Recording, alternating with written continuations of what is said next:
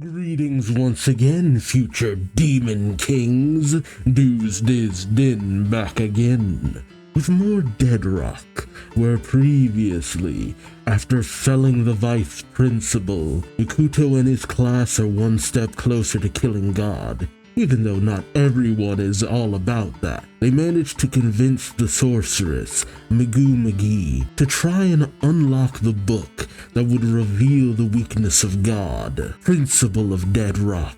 Though it will take some time. Meanwhile, the principal reveled to the student body that, hey, if you have the power to kill the vice principal, then you're truly a student worthy of this school. And so it's been announced that a field day will take place, dead or alive, and the class that wins will have an audience with God himself, exactly what Ikuto has been after. It's a massive battle royale, where you can neither knock out your opponent or kill them, of course. And even taking down a teacher who will be participating will net you 10 points, as opposed to the 1 point per student. Though God won't be involved, it would just be an absolute massacre at that point, of course. And so yet another pit opens up under the students, but this time it's a magical one that transports all the students to various different locations. Something that Babel, the Hecaton Kyrie,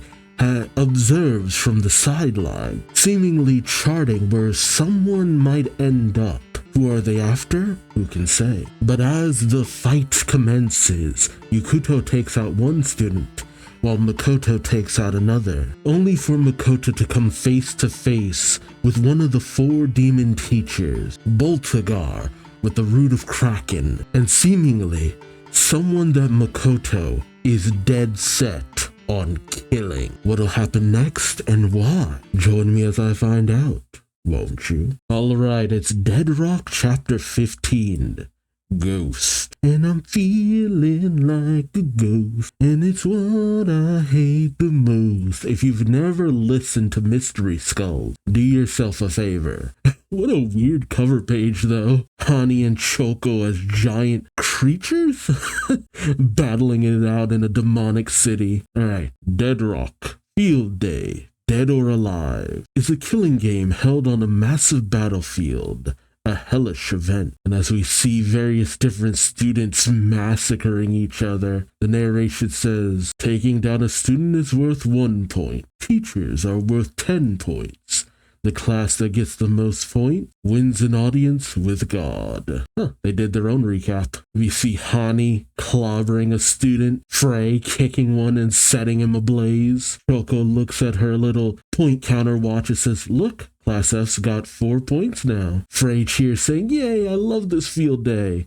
While Hani questions, we're killing each other though. Are you stupid? Ikuto looks at his counter going up, saying 4 points. Somebody beat 2 more people. Class F is small, but that also means we have more prey than at the other classes. We can win and get up close and personal with God. Though a figure behind him says, nice. I don't quite remember all the students we were introduced to last chapter, but the rather suave-looking one is sitting on a rock behind Ikuto saying, sup? Ikuto turns, and the boy introduces himself, saying, I'm Aries, a 3rd year. Nice to meet you, firstie. Ikuto charges up his dragon fist, saying, I'd be happy to fight you, senpai. But Aries says, hold up, holding out his hand. Oh, is that his ability, or did Ikuto just freeze in place? Aries, with a smile, says, I don't want to duke it out with you. But Ikuto nervously thinks to himself, what's this vibe I'm getting? He's strong. Oh. Aries tells Ikuto, you killed your teacher, the chief, the chef, and Cougar right off the bat. He even took out the vice principal the other day. Wait, how does he know all that? Ikuto's a bit taken aback, while Aries says, I looked into you. You're a real troublemaker, huh? He says with a bright smile. Ikuto thinks people say he's the head of the delinquent. Ikuto nervously says, you're no ordinary student yourself. Aries tells him, I want to keep things nice and chill. I'll be out of here in a year, so I don't want to stand out too much. But with a sinister grin, Aries tells him, you can take Cougar's place at the top. Ikuto questions this, but Aries just keeps smiling. But suddenly, Ikuto's body starts shifting as he says, "Well, my body's moving on its own." He just nails Aries in the face as Ikuto says, "I didn't mean to." And Aries hits the ground, and he gives a dumb little look saying, "That's my power. He got me." And then he passes out. Oh, interesting. Ikuto's counter goes up, and he can only think to himself, what's his deal? Okay. He wanted out of the fight. Yeah, that's dangerous. What is Aries looking to do in the shadows? Meanwhile, pick up with Ryzen as he cleaves a student in two. Two other students watch saying, "Hey, that guy, didn't the chef cut him into pieces? How's he still alive?" And Ryzen glares at them as his counter goes up. He smiles saying, "There's this monster in our class, a necromancer named Mikoto." Meanwhile, Makoto is confronted by Boltagar, one of the 4 demon teachers. Boltagar smiles saying, "Watch me die? That's seal." Oh, he uses puns.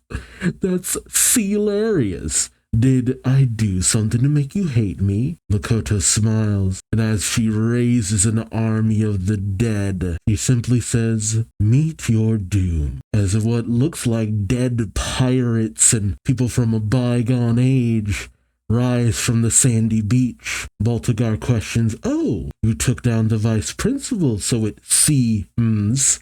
I hate those puns. "You've misunderstood. One of the 4 demon teachers can't be beat by a single student on her own." Suddenly, jet streams of water burst from the sand, taking out each of Makoto's undead horde, utterly pulverizing the bodies to nothing. As Makoto watches in shock, she says, "Water came up from the ground?" Oh, Boltagar then uses the tendrils that make up what could almost be mistaken for hair on his head to grab Makoto and drag her towards the sea. Makoto is then submerged in the water. As Makoto struggles, her eyes suddenly blink open. Oh, as she summons undead fish to attack Boltagar. As Boltagar smiles, he says, "An ocean of fun." Oh, what the hell? Is he sucking in water? Yeah, okay. He then unleashes a roar of water from his mouth that utterly pulverizes the undead fish, much to Makoto's shock. Oh, Boltagar then uses plasma squid ink, which is a weird technique for what looks like him using some kind of electric eel-like attack to shock Makoto. Makoto screams out in pain as Boltagar simply smiles, saying,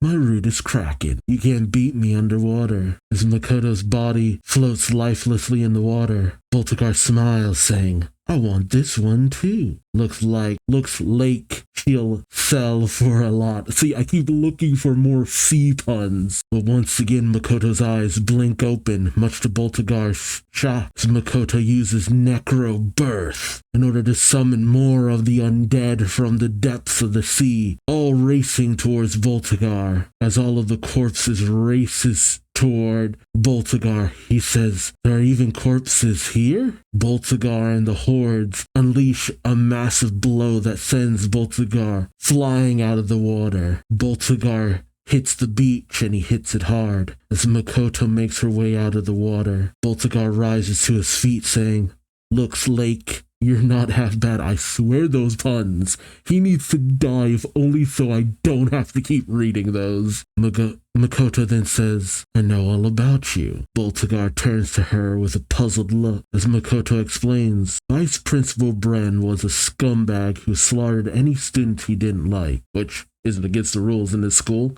Well, most things aren't against the rules, but he's probably the tamest. Lozen makes students into his possessions. I'm sure I could dig up dirt on Lilith, too.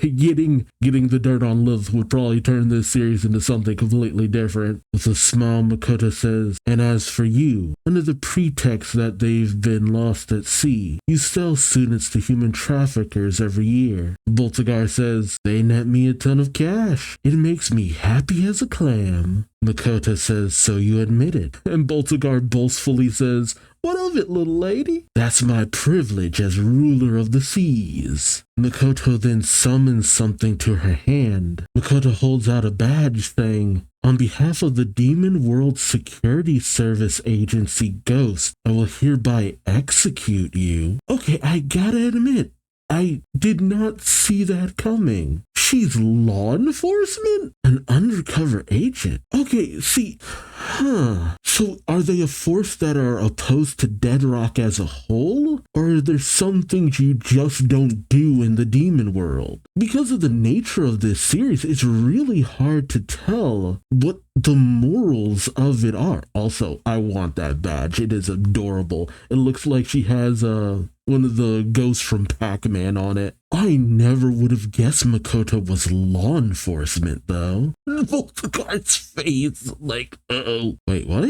Meanwhile, over with Ikuto, Ares looks up saying, "So ghosts made their move." Ikuto turns, questioning, "Ghosts?" Okay, I will say that the idea that all this time Makoto has been some undercover government agent is absolutely perplexing to me, because there was always a mature air to her and stuff like that, but this turn is so interesting.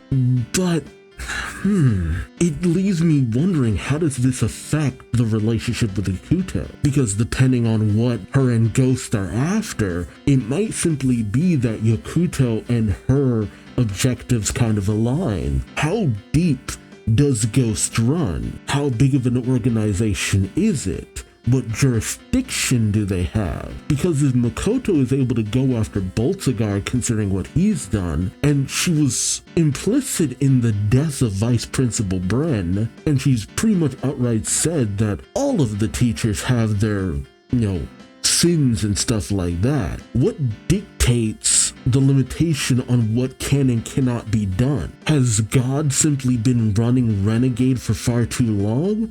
Or has something changed? Was Deadrock not always like this? Because for the longest time, it's just simply been this mindset that this is the way that Deadrock has always been. But given the time frame for a lot of the way things have worked out, it's starting to seem like no, that hasn't been the case. From Frey's older sister to Cougar and how everything has gone down, something just isn't adding up to how this is all playing out. Is Baybel involved with this? And why does Ares know about Ghost? There's a big mystery here, and I can't wait to get some of the answers. And with Ares kind of spilling the beans to Yakuto to a certain extent, will Yakuto feel that as a hindrance or a help in the long run? Let me know your thoughts and theories in the comment section below. Like, comment, subscribe if you enjoyed the ride.